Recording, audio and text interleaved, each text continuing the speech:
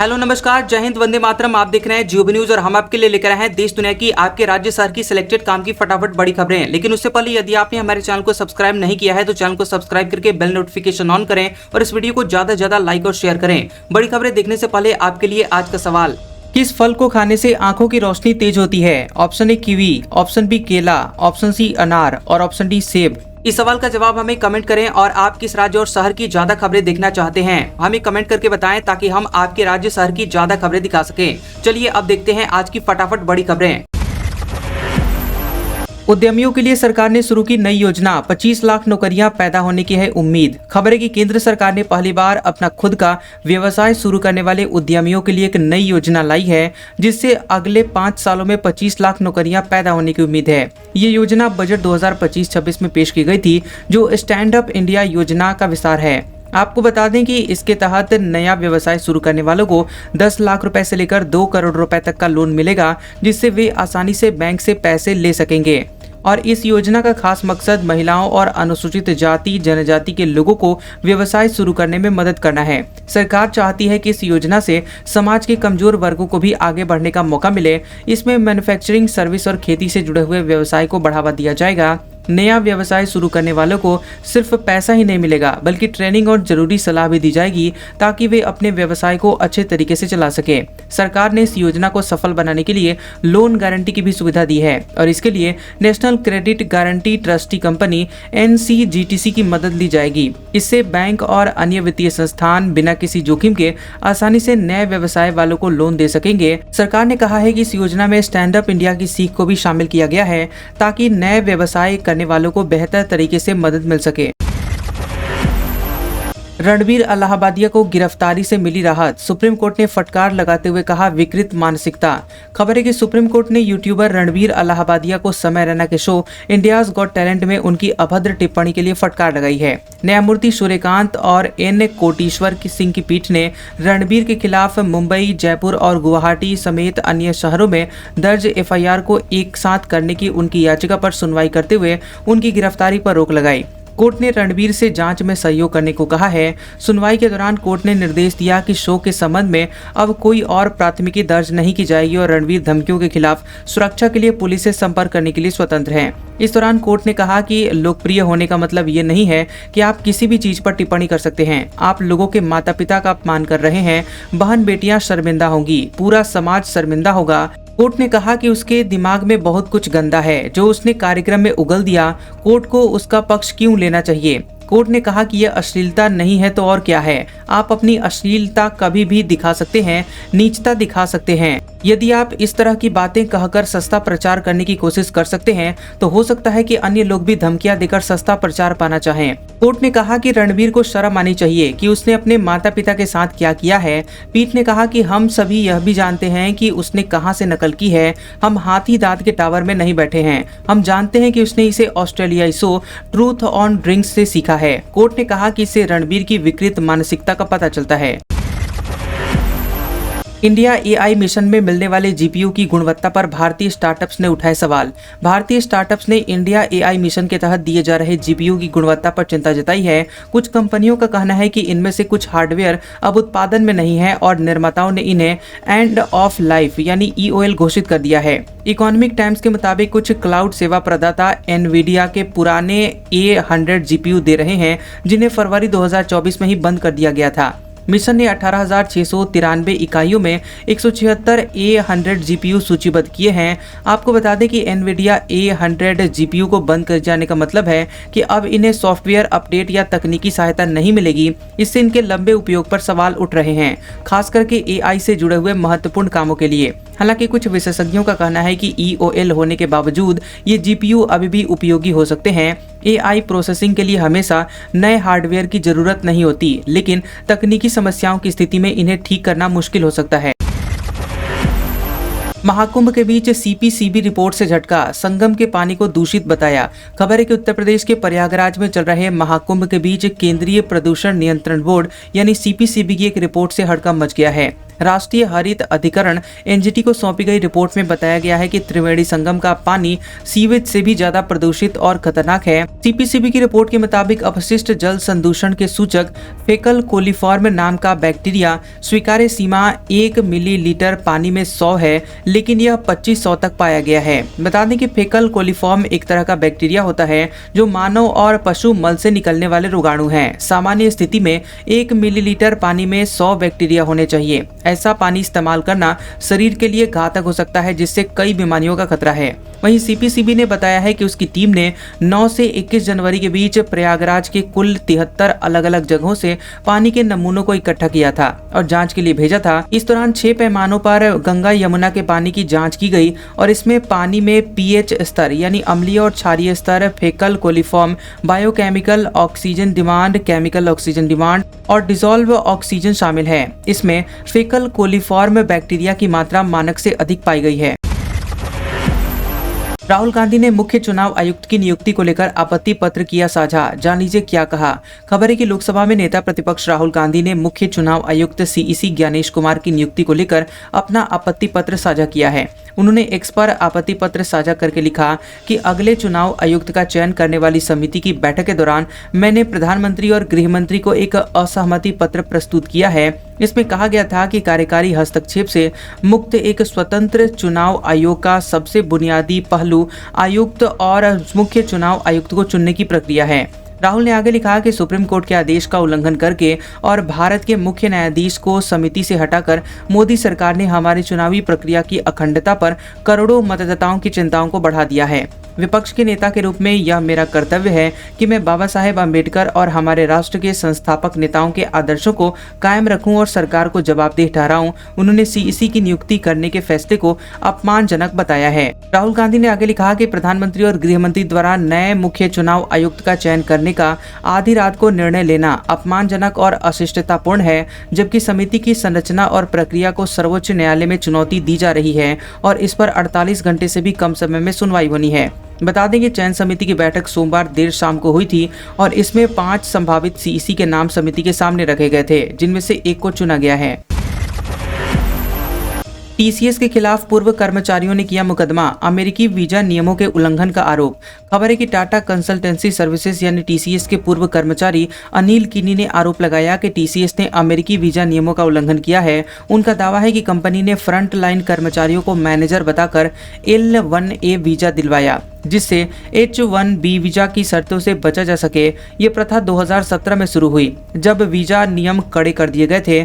उन्होंने आरोप लगाया कि उन्हें चार्ट में बदलाव करने और कर्मचारियों को गलत तरीके से अलग करने के लिए कहा गया था। अनिल और 2 अन्य पूर्व कर्मचारियों ने संघीय अदालत में मामला दायर किया है, लेकिन ये खारिज कर दिया गया। इस मामले को लेकर उन्होंने फिर से अपील की है।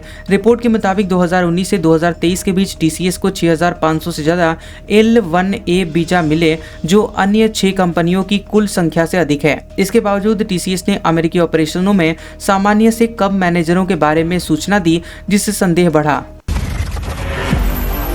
एलन मस्क को नौकरी से निकालने का अधिकार नहीं, व्हाइट हाउस ने दी सफाई। खबर है कि डोनाल्ड ट्रंप सरकार में शामिल होने के बाद से एलन मस्क के अधिकार पर लगातार सवाल उठ रहे हैं।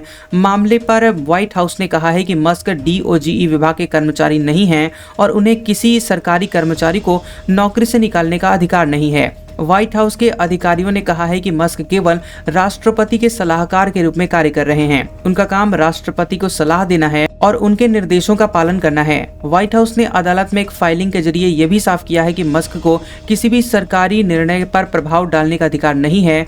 जोशुआ फिशर द्वारा हस्ताक्षरित इस फाइलिंग में कहा गया है कि मस्क केवल सलाहकार के रूप में काम करते हैं, जैसे अन्य वरिष्ठ सलाहकार, और उनके पास सरकारी निर्णय लेने की कोई आधिकारिकता नहीं है और उनका काम केवल सलाह देने तक ही सीमित है।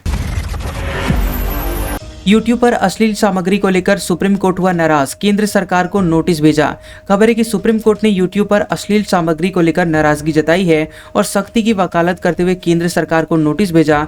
कोर्ट ने कहा है कि मामले में कुछ करने की जरूरत है, क्योंकि यूट्यूबर्स ऑनलाइन प्लेटफॉर्मों पर विनियमन की कमी का दुरुपयोग कर रहे हैं। कोर्ट ने यह टिप्पणी यूट्यूबर रणबीर अलाहाबादिया की याचिका पर सुनवाई के बाद की है, जिसमें अलाहाबादिया ने अपने खिलाफ तमाम शहरों में दर्ज एफआईआर को एक साथ करने की मांग की थी। न्यायमूर्ति सूर्यकांत और न्यायमूर्ति एन कोटेश्वर सिंह की पीठ ने नोटिस जारी करते हुए कहा है कि अगर सरकार यूट्यूब पर ऑनलाइन सामग्री को विनियमित करने के लिए कोई ठोस कदम बनाने की योजना बना रही है तो पीठ को बहुत खुशी होगी। पीठ ने अटॉर्नी जनरल आर वेंकटरमणी और सॉलिसिटर जनरल तुषार मेहता से अश्लील सामग्री के नियमन में मौजूद कमी को दूर करने में कोर्ट की सहायता करने को कहा है। वेंकटरमणी और मेहता को अगली सुनवाई में उपस्थित रहना होगा।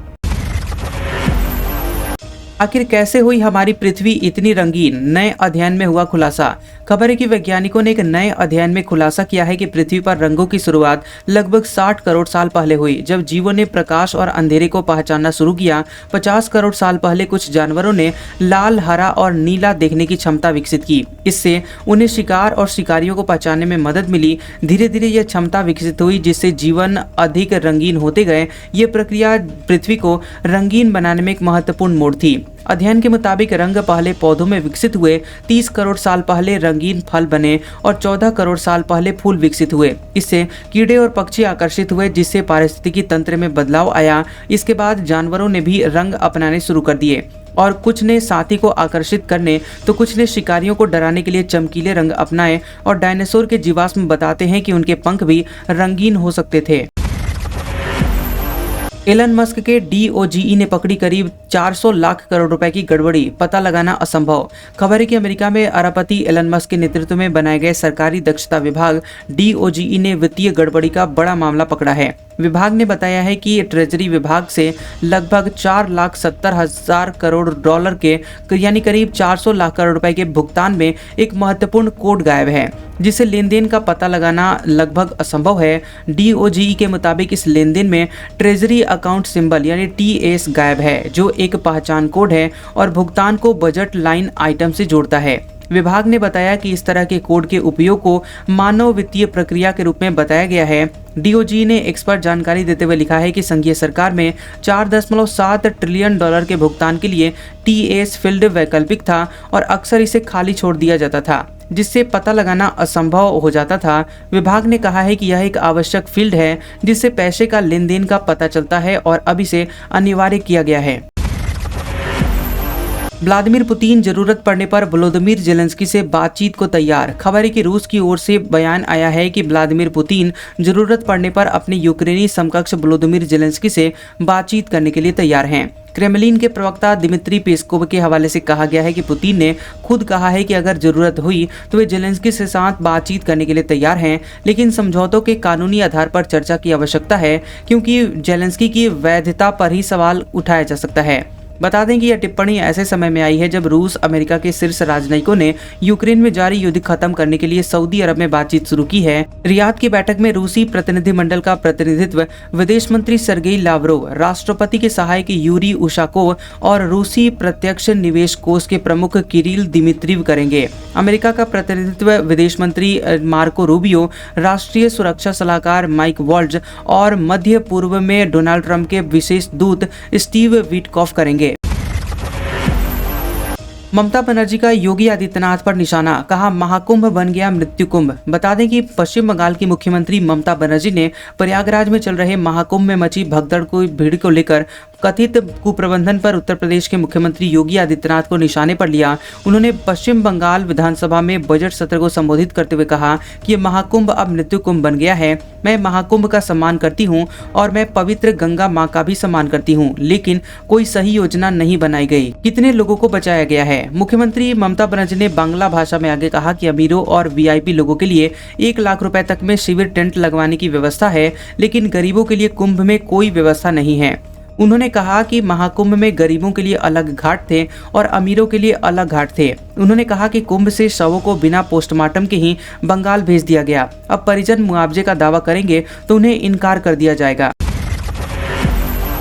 झांसी में बनेगा नया बस स्टैंड। कानपुर रोड पर चिन्हित की गई 7 एकड़ जमीन। झांसी के बस स्टैंड के चलते अक्सर ट्रैफिक जाम की स्थिति रहती है। इसको दूसरी जगह ले जाने को लेकर लंबे समय से मांग चल रही थी। इसको लेकर नगर निगम भी कवायद में जुटा हुआ था और अब बस स्टैंड को शिफ्ट करने का रास्ता साफ हो गया है।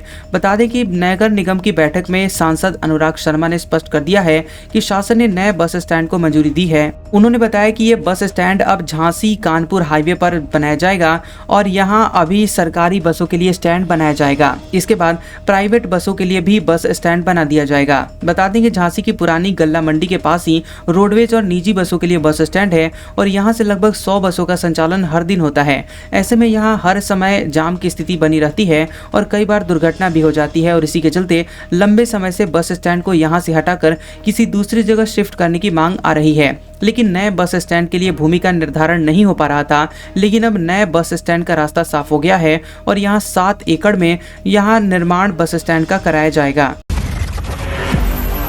भारत के अंग्रेजी नाम इंडिया को बदलने की मांग। दिल्ली हाईकोर्ट ने केंद्र का जवाब दाखिल करने का समय बढ़ाया। अगली सुनवाई 12 मार्च को।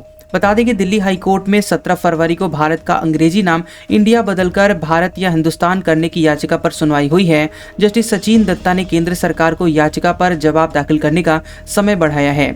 4 फरवरी को हुई सुनवाई में केंद्र ने जवाब दाखिल करने के लिए समय बढ़ाने की मांग की थी। दरअसल गाजियाबाद के रहने वाले नमह नाम के व्यक्ति ने संविधान के अनुच्छेद 1 में संशोधन की मांग की है। उनका कहना है कि इंडिया अंग्रेजी नाम जो भारत है इसे बदलकर अब भारत या हिंदुस्तान राज्यों का संघ कर देना चाहिए। नमह ने हाईकोर्ट में याचिका दाखिल करके सरकार से उसके प्रतिनिधित्व पर फैसला लेने का निर्देश देने की मांग की थी।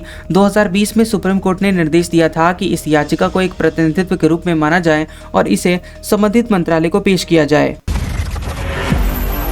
शिंदे गुट के 20 विधायकों को वाई कैटेगरी की सुरक्षा घटाई। भाजपा और एनसीपी विधायकों की भी सुरक्षा कम हुई। रिपोर्ट्स में दावा, शिंदे नाराज। महाराष्ट्र में शिवसेना शिंदे गुट के 20 विधायकों की वाई कैटेगरी की सुरक्षा हटा ली गई है। इंडिया टुडे की रिपोर्ट में दावा किया गया है कि इन विधायकों की सुरक्षा में सिर्फ एक कांस्टेबल तैनात किया गया है। वहीं भाजपा और एनसीपी अजीत गुट के कुछ विधायकों की सुरक्षा घटाने की खबर है। हालांकि न तो शासन ने इस पर बयान जारी किया है और न ही विधायकों ने कुछ बोला है, लेकिन मीडिया रिपोर्ट्स में दावा किया गया है कि शिंदे इस फैसले से नाराज हैं। महाकुंभ में रोड पर गाड़ियां तो संगम में नावों का जाम। जेटी ओवरलोड हुई तो पुलिस ने बैरिकेडिंग कर भीड़ रोकी। मधुमक्खियों का हमला। बता दें कि महाकुंभ में अब सिर्फ 8 दिन बचे हैं, लेकिन श्रद्धालुओं की भीड़ कम नहीं हो रही है। एक और सड़कों पर गाड़ियां रेंग रही हैं तो दूसरी ओर संगम में नावों का जाम लग गया है। बता दें कि यहाँ शाम 6 बजे तक 1.15 करोड़ श्रद्धालुओं ने स्नान किया। बता दें कि 37 दिनों में 55.45 करोड़ श्रद्धालु स्नान कर चुके हैं। संगम आने वाले रास्तों पर लंबा जाम लगा है। पुलिस डाइवर्जन के लिए 3 शेड लगा रही है। अरेल घाट पर वीआईपी जेटी में मानक 40 से ज्यादा लोग चढ़ गए और ये सभी वीआईपी कोटे से दाखिल हुए थे। पुलिस ने कुछ लोगों को उतारा। बैरिकेडिंग कर भीड़ को जेटी की ओर आने से रोका। अरेला घाट पर मधुमक्खी का छत्ता टूट गया, जिससे घाट पर स्नान कर रहे श्रद्धालु बचते हुए संगम से बाहर निकलते नजर आए। दिल्ली सरकार का शपथ ग्रहण 20 तारीख को। समय बदला। अब रामलीला मैदान में सुबह 11 बजे समारोह। विधायक दल की बैठक में चुना जाएगा सीएम। दिल्ली विधानसभा चुनाव रिजल्ट के 12 दिन बाद 20 फरवरी को नए मुख्यमंत्री रामलीला मैदान में शपथ लेंगे। सूत्रों के मुताबिक शपथ ग्रहण समारोह में समय में बदलाव किया गया है। शपथ समारोह 4:30 बजे की जगह अब 11 बजे होगा। हालांकि भाजपा ने अब तक सीएम फेस तय नहीं किया है। पार्टी विधायक दल की बैठक 19 फरवरी को 3:30 बजे बुलाई गई है, जिसमें सीएम की घोषणा होगी। वहीं दिल्ली भाजपा अध्यक्ष वीरेंद्र सचदेवा और राष्ट्रीय महासचिव तरुण चुघ ने रामलीला मैदान का निरीक्षण किया। चुघ ने कहा कि उपराज्यपाल वीके सक्सेना भी तैयारियों पर नजर रखे हुए हैं। उन्होंने कहा है कि शपथ समारोह भव्य और ऐतिहासिक होगा। आम आदमी पार्टी के नेता सत्येंद्र जैन पर मनी लॉन्ड्रिंग का केस चलेगा। राष्ट्रपति ने गृह मंत्रालय को परमिशन दी। ईडी जल्द कर सकती है गिरफ्तार। राष्ट्रपति द्रौपदी मुर्मू ने आम आदमी पार्टी के नेता सत्येंद्र जैन के खिलाफ जमीन की खरीद फरोख्त से जुड़े हुए घोटाले में मनी लॉन्ड्रिंग का केस चलाने की परमिशन दी है। केंद्रीय गृह मंत्रालय ने 14 फरवरी को राष्ट्रपति से इस मामले में मंजूरी मांगी थी। वहीं दिल्ली के पूर्व स्वास्थ्य मंत्री जैन के खिलाफ बीएनएस की धारा 218 के तहत केस चलेगा। राष्ट्रपति से मंजूरी मिलने के बाद प्रवर्तन निदेशालय यानी ईडी अब जल्द ही जैन को गिरफ्तार कर सकती है। वहीं बता दें कि गृह मंत्रालय ने ईडी की जांच और पर्याप्त सबूत होने के आधार पर राष्ट्रपति से यह अनुरोध किया था। दरअसल जिस समय ये मामला सत्येंद्र जैन के खिलाफ फ्रेम हुआ था उस समय वह विधायक थे, इसलिए बीएनएस की धारा 218 के तहत उनके खिलाफ केस चलाने के लिए राष्ट्रपति की मंजूरी जरूरी थी। केरल में स्टूडेंट को थूक मिलाकर पानी पिलाया, घुटने पर बैठाकर पीटा, 7 स्टूडेंट हुए सस्पेंड। राज्य में एक हफ्ते में रैगिंग का ये तीसरा मामला। बता दें आपको कि केरल के तिरुवनंतपुरम के कोरियावट्टोम गवर्नमेंट कॉलेज में सीनियर्स ने एक स्टूडेंट को पानी में थूक मिलाकर पिलाया। इतना ही नहीं, उसे घुटने के बल बैठाकर पीटा गया। बता दें कि पीड़ित स्टूडेंट की शिकायत पर 7 सीनियर स्टूडेंट्स को सस्पेंड कर दिया गया है और पुलिस ने भी केस दर्ज कर लिया है। केरल में एक हफ्ते में रैगिंग का ये तीसरा मामला है। आज का सुविचार, जिंदगी आसान बनाने के 2 तरीके हैं। पहला गुस्से में थोड़ा रुक जाना और दूसरा गलती में थोड़ा झुक जाना। कैसा लगा ये वीडियो हमें कमेंट सेक्शन में जरूर बताएं। वीडियो पसंद आया हो तो वीडियो को लाइक और शेयर करें और ऐसे इंटरेस्टिंग वीडियोस देखने के लिए हमारे चैनल जियोबी न्यूज को सब्सक्राइब करें और बेल आइकॉन को दबाएं। और हमारे ओल्ड और लेटेस्ट वीडियोस देखने के लिए हमारे प्लेलिस्ट और कम्युनिटी टैब को जरूर चेक करें। तो मिलते हैं अगले वीडियो में, तब तक के लिए आपका शुक्रिया।